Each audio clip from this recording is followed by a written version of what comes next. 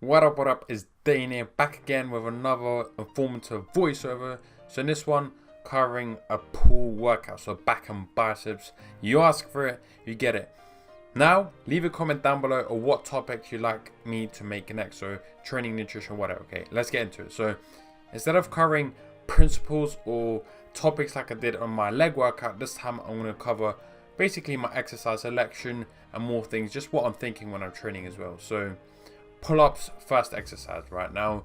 A very common mistake in like typical gym goers and people that struggle to get a bigger back is when they do pull-ups, they use momentum, they swing like a motherfucker, they don't go all the way to the top, they do a half rep. And I used to be like that myself, right? You've probably seen, if you've been following me for a very long period of time, that I used to do like plus 40 kg attached, even plus 50 kg attached, and well, it wasn't too bad, but it definitely wasn't all the way up, and then a dead hang, and then, you know, with really good form and control. Now I'm only doing it with plus 10 kg, yet my back is way more developed. Of course, it's not just because of this pull-up, but it could be due to a lot of other factors. Now again, like I said in my leg workout, I do not go to failure on every single set. I only go to failure on maybe the third or fourth set, probably just the last set, especially when it comes to body weight exercises. All right, moving on to bicep exercise. Initially in my program, I did schedule the lat pull down next. However, someone was using it, so whatever. Moving on, done by hammer curls. I just jumped on that, it was quicker.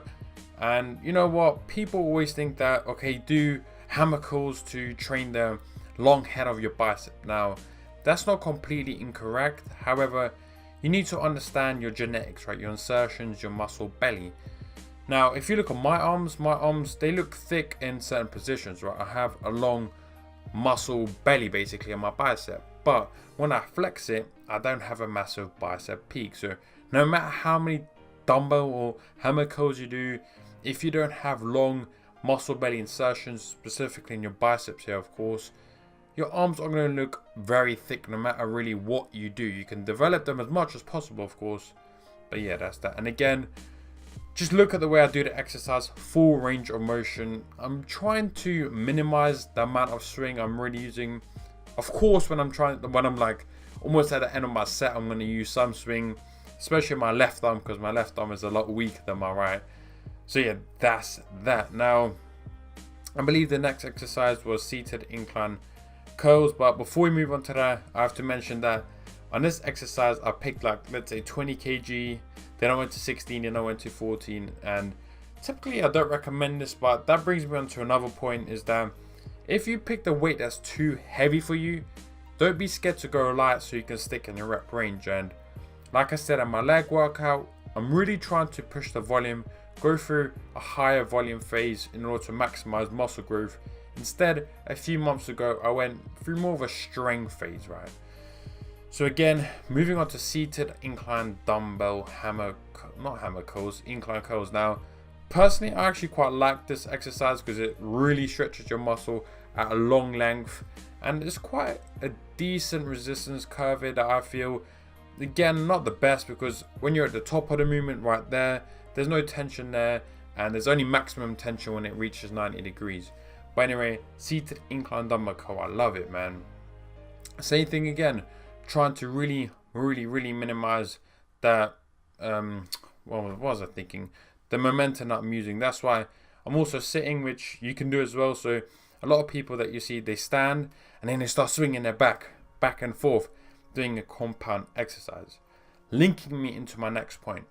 There's a reason I do certain exercises at certain points. I'm not saying there's a right or wrong way. That just wouldn't be correct of me saying that. That would be more delusional than anything.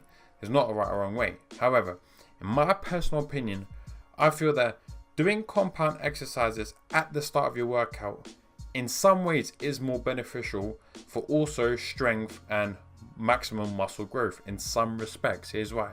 Here's my thinking behind it. So when you do compound exercises first, we know that compound exercises train multiple muscle groups.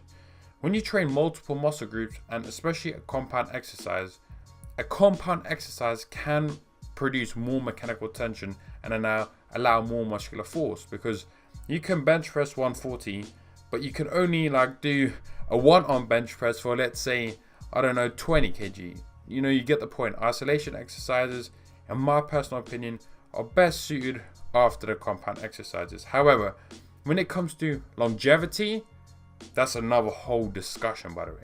Okay, moving on. This lateral pull down, what am I talking about? This lat pull down V-bar. I've only done it for a few times, and to be honest, I'm not the biggest fan of it.